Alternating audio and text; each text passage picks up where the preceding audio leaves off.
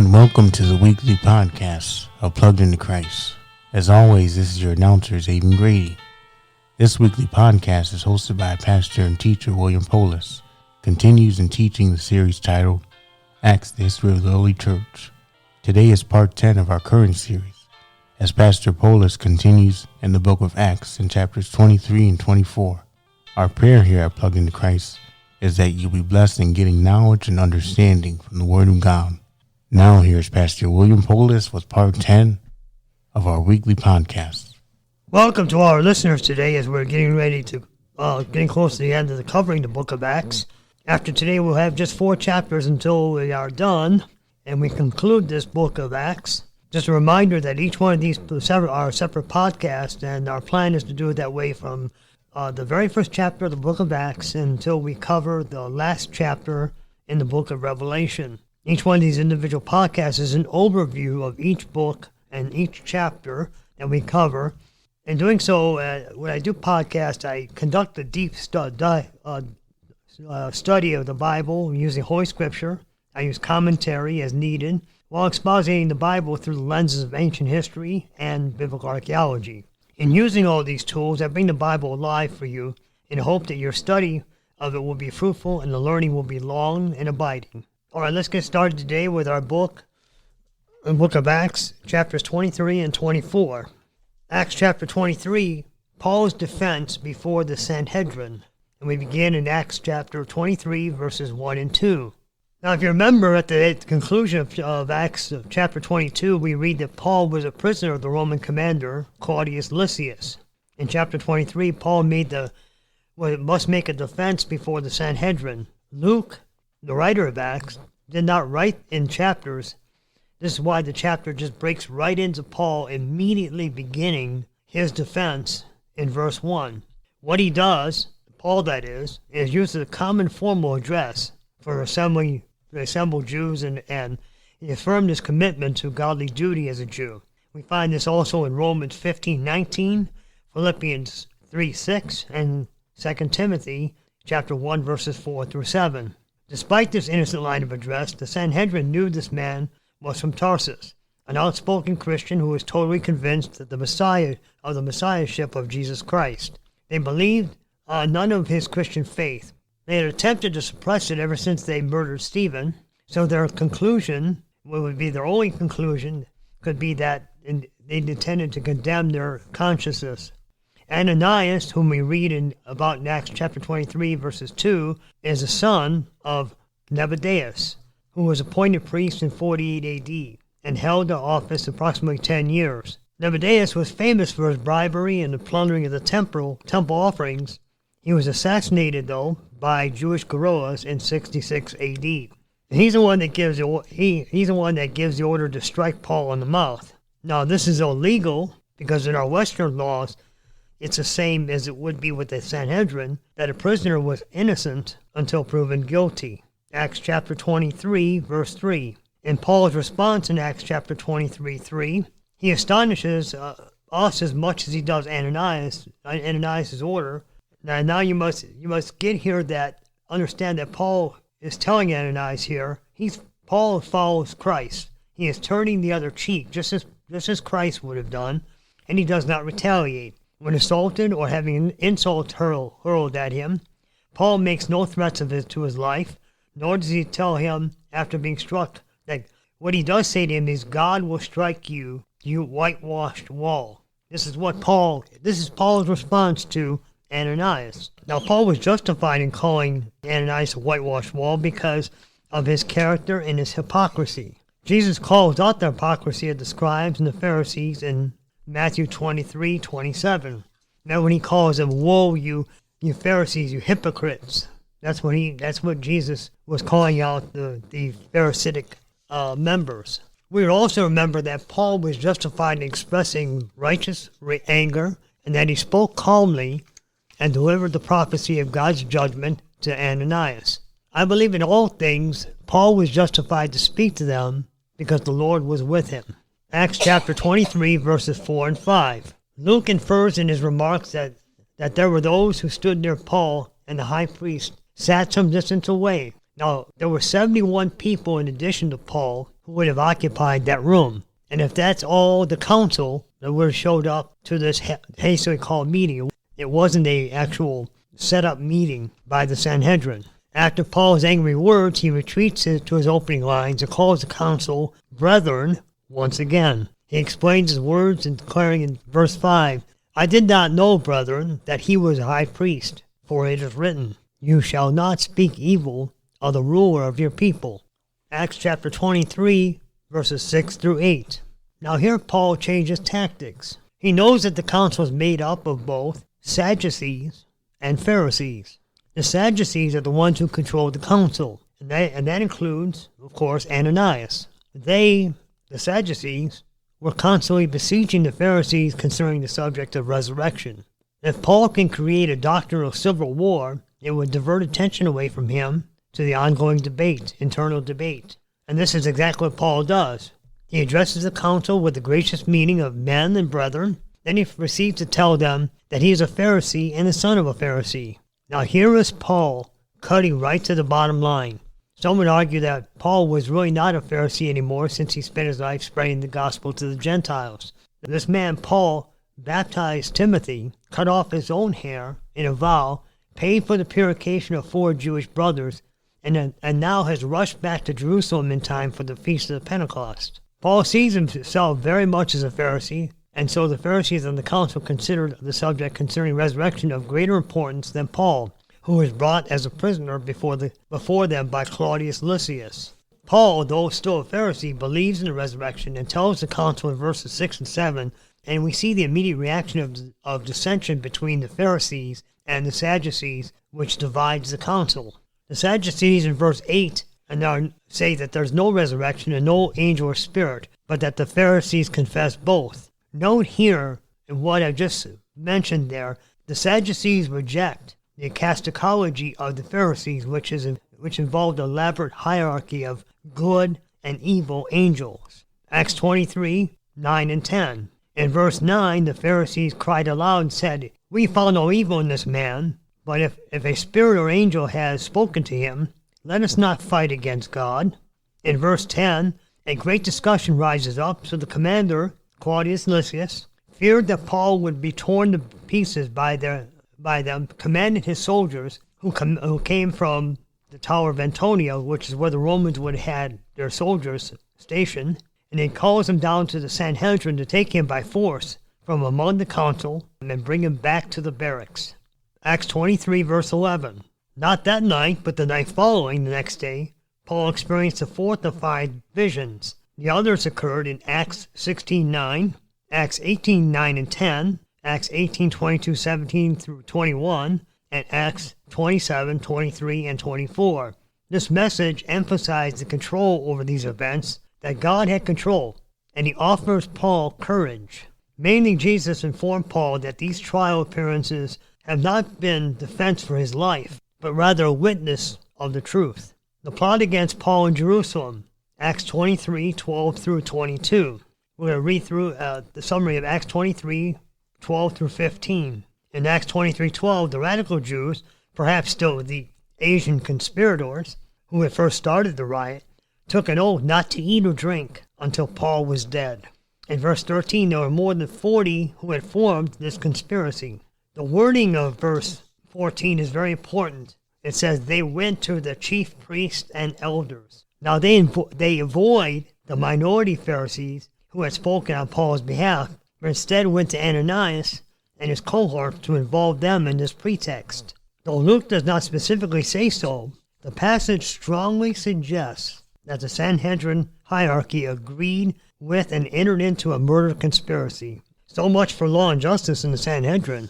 Apparently, these anarchists, held by the Pharisees of Sanhedrin, were willing to face the wrath of the Romans if they were to kill Paul, who was a Roman prisoner and a citizen.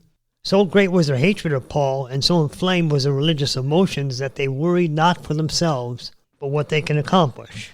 Acts 23, 16 through 22. Any plot that is well known in a city has little chance of success. We know that in verse 16, Paul's sister heard of the ambush and went to the barracks to tell Paul. In verse 17, Paul called one of the centurions and asked him to take the young man who had come on behalf of his sister to Claudius Lysias and to tell him what it was going on. And he tells the commander of the plot.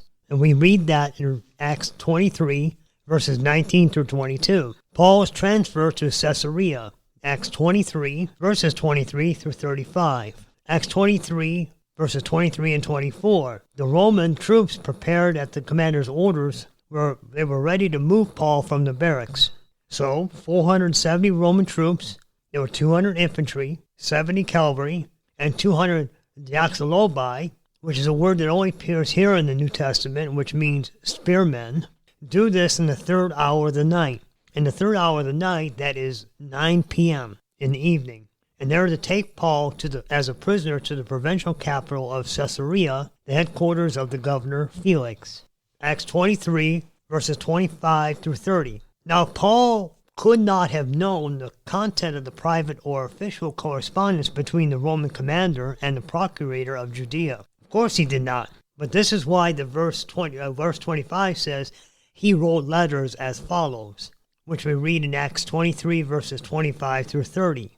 The biblical text uses the name Claudius Lysias as the commander, but here we actually confirm his name in the verse situation, and it was very different, because now Claudius Lysias, he's not going to send a questionable case to the governor of a Jewish revolt of any kind. He's not going to just anyone. This was special. This was a different situation, which involved Paul being a Roman citizen. That's why it was different. Now we notice that Claudius Lysias orders that his accusers be made present and give their case against him in verse 30. Acts 23, verses 31 through 33. This is the third time that Paul has been sneaked out of the city or Jerusalem at night. Now the Roman foot soldiers of that group stopped at Antipatris, resting there for a while before returning to the barracks. While Paul rides on a horse, and he's accompanied by the Roman cavalry, which proceeds to Caesarea. This is about 60 miles from Jerusalem and 30 miles to Antipatris. Acts 23, verses 34 and 35. When Felix learned that Paul came from Tarsus to Cilicia, he delayed the case for the arrival of his accusers. Essentially, Felix attempted to determine his jurisdiction, and this is because Seleucia and Judea fell under his rule, and he had no problem hearing the case himself. Now, we should not make much of the palace of Caesarea. In 56-57 AD, it had become a civil building containing the governor's headquarters, and then in the very lower part of it were cells for prisoners. Acts 24, Tertullus for the prosecution. Acts 24, 1 through 9. As we open chapter 24, we're going to overview chapter 24, verses 1 through 4, and we notice as the chapter opens, Paul has been a prisoner of Caesarea for 5 days. In that time, Felix awaited the arrival of the prosecution team from Jerusalem, and as we should have known, it was headed by Ananias along with some of his elders, as well as a lawyer named Tertullus. In verses 2 through 4, it was the custom of the day of the attorneys would come and praise the presiding judge and promise to be brief. Now, as for Felix's rule, he had seen anarchy before, which had increased in his brutal attempts to put down popular uprisings that had inflamed the people. Jews at the time would have been horrified to hear that the high priest's mouthpiece would have to say what they would have to give in evidence to Governor Felix, although certainly it would be politically expedient. Acts 24, verses 5 through 9. Now here it comes, this troublemaker, Tertullus, what he says about Paul. He says he stirred up riots, thereby threatening Pax Romana, just like Jesus. Paul was accused of political sedition, which we find in Luke 23, verses 2 through 5, which he did with Jesus. Tertullus accuses Paul of stirring up riots, but apparently he's claiming that he was a worldwide terrorist. For in his language, he claims that Paul had done this among all of the Jews all over the world. Now the second charge is most interesting. He accuses Paul of being the ringleader of the Nazarene sect. Only here in the New Testament do we find that word, Nazarene, describing Christians, though it applied to Jesus himself. Verse 22. We have no idea why he used the word Nazarene instead of the way, which was commonly used back then. It was called the way. Perhaps he wanted to evoke the old line that nothing good came out of Nazareth, which is quoted in the Bible in John chapter 1, verse 46. In verse 6, Tertullus gets to the real issue, taking this all the way back to the trumped-up charges of the Asian Jews in Acts 21:29. See, they were claiming that Paul defiled the temple by bringing Trumpius beyond the wall. Tertullus only claims, though, he only tried to do that, but was seized by the Jews to protect their holy property. In verse 7, Tertullus says that he was seized with great violence by the commander Lysias, who took them out of their hands. And he's describing the fact that he was before the Sanhedrin before in Acts 21, and because they were going to tear Paul apart, here comes the Roman commander Lysias, and he pulls him out of there and actually lifts him up so that they can't reach him over their heads, the soldiers, and take him into the barracks. Paul for the defense, Acts 24:10 through 21. We begin in Acts 24:10, where Paul begins with complimentary remarks and merely acknowledged Felix's 10-year connection with Israel and the familiarity with religious events in and around Jerusalem. Acts 24:11. Whereas Tertullus spoke in general condemnatory statements, Paul doesn't do that. Paul invited Felix to check out the facts. Only 12 days earlier, he had come to Jerusalem just to worship at the feast. And virtually all those days he has spent in Roman custody. So, Paul's obvious question to Felix is, when have I had time to ferment a rebellion? We must realize that Paul did not go to Jerusalem to evangelize, but to worship at the feast. Now, to evangelize would have been Paul's goal everywhere else in the world. Paul only evangelized in Jerusalem if invited to do so by the Jerusalem church. And this is according to Galatians chapter 2, verses 7 through 9. In Acts chapter 22, that did happen. In Acts 24, verses 14 through 16. Having denied the charges brought against him, Paul established this whole squabble was religious and not a political issue. He admitted to several things. Number 1, he worshipped the God of the Hebrews. Number 2, he was a follower of the way. Number 3, he believed everything in the law and the prophets. Number 4, he had hope in God. Number 5, he believed in the resurrection. 6, he worked hard to keep his conscience clear before God and man. We must remember that the Pharisees of the Sanhedrin were the minority, especially in that group of the Sanhedrin, which comprised about 70 to 80 people. And the Pharisees are the ones of Jerusalem who supported Paul. The group that took issue with Paul in the Sanhedrin were the Sadducees. Now, Paul ignored the views of the Sadducees and spoke rather of widely held views of the Jews in general. While the Sadducees did not share the Pharisees' views concerning resurrection, Paul, as a Pharisee, was sufficiently satisfied to believe that it characterized the true representations of all the Jewish faith. Now, let's not miss, Paul switched from defense to witness in this trial. In 3 short verses, 11 through 13, he deals with the charges. In the next 3 verses, which are now longer, that follow, what he does is rather witness his Christian faith. Jesus told him he would go give a witness both in Jerusalem and in Rome. And here he's in Caesarea, and this is only a stopping place between the two. Acts 24, verse 17. Now Luke, the writer of the book of Acts, introduces the issue of offering as a second reason for Paul's appearance in Jerusalem. And he also, then, Paul does, reiterate that in Romans 15, verse 25 through 27 and 31, as well as 1 Corinthians 16, 1 through 4. We should consider in light of Matthew Henry commentary that the word gifts in the verse is reference to the Gentile collections for Judea, and the word offerings as payment Paul made on behalf of 4 men. Acts 21, verses 23 through 26. Acts 24, 18 through 20. Paul's actual visit to the temple was not accompanied by any trouble at all. Some of the Asian Jews were absent from his present trial, and later accused him, which could not be proven because it did not happen. If Paul had done sacrilege during his time with the Sanhedrin, then let Tertullus, who is the prosecutor on behalf of the Sanhedrin before Felix, let him raise the point and provide the evidence. Acts 24, verse 21. Here Paul claimed to be a good Jew, a good practicing Jew, who followed Jewish customs and expected the Jewish hope of resurrection. Other preachers in Acts get themselves to resurrection before they finish, whereas the resurrection should be at the end of their preaching. Acts 24, 20 through to 27, the verdict of Felix.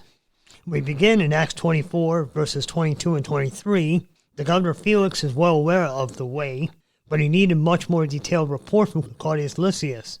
Felix did not release Paul because he was anticipating the further word from Claudius Lysias, so that he continued the confinement of Paul, and on the surface of that, it seemed legitimate. What we come to realize at the end of this chapter is that Felix is just another political hack who's on the take. He's waiting for a bribe, trying to curry favor with those whom he ruled over. So Paul stayed under house arrest, but even under arrest, he could have Christian friends who were permitted to visit him and take care of his needs. Acts 24, verses 24 through 26. Now Felix shows up with his wife, and she is a Jewish woman whom Felix has married, named Drusilla. Luke does not tell us, but Felix wanted to hear Paul again. Not his defense, not his sermons on righteousness or self-control or the judgment to come, but the Holy Spirit was driving home a point into people in whose lives in particular message had unique relevance. Paul tells us that Felix was afraid. He decided he wanted to get rid of this preacher, so he would not have to hear Paul's convicting talk. Whatever the conviction Felix might have felt about Paul's preaching, it didn't have any dent on Felix's greed. He called for Paul to repeatedly talk with him in hopes of that Paul might want to set up a bribe so he can get out. Now, bribes, as far as that goes, were illegal in Rome under Roman law, but they happened all the time. Acts 24, 27. Acquittal was the only action available to Paul, but this would have upset the Jews. From Luke's account, it appears Felix was then transferred to another command. However, Josephus tells us that Felix's downfall was a result of an outbreak of hostilities between the Jews and the Greeks in Caesarea. Both were claiming rights to the city. The Jews claimed majority rights because of their greater numbers and wealth, and because Herod the Great, a Jew, had rebuilt the temple. The Greeks did the same, claiming majority because they had the support of the military. So Felix used the Syrian troops under his command to retaliate on the Jews. Many people were killed, taken prisoner, or suffered the plundering of their wealth. It's at this point a delegation of Jews went to Rome to complain, and this result of this complaint about Felix resulted in him being recalled to Rome. Now, he would have suffered severe punishment if not for his brother Pallas, who interceded for him before Nero. And you can read this account under Josephus and Antiquity of the Jews, chapter 20, page 182. Now, Felix was replaced by Thestius in 60 A.D.